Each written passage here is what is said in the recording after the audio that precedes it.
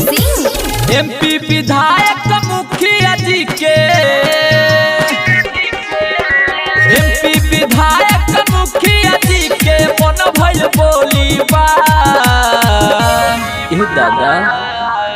तोरा चोली पफिदा चमटोली बा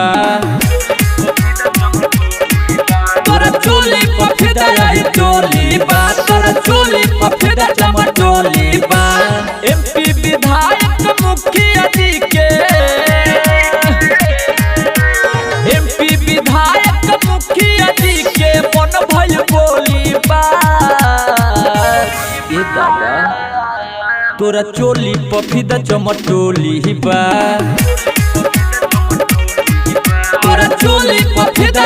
चोली बा तोरा चोली पफिदा चमटोली बा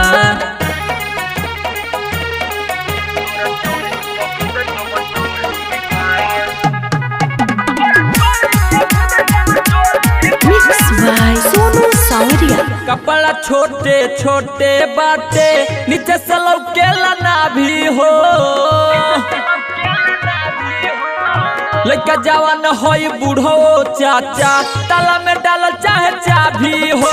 सब कर मन दिल बाड़ू पगलाई उठावा के लाली आज तोहर चुसाई तोहरा चलते पारा शासन के तोहरा चलते पारा शासन के मन भइल बोली बा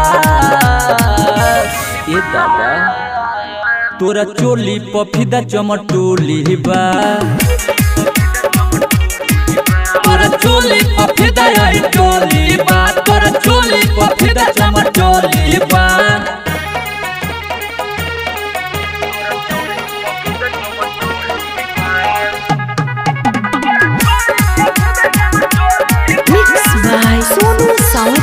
ढोली तोहर लागे जैसे हावड़ा के पुल हो रेटर चंदन सिपू झरेला वही में गइल बभूल हो पारकस परवाना देख पगलाई आनंद और जी गई बौराई धोनी धन जग मान धोनी धन जग मान गइल डूबी बा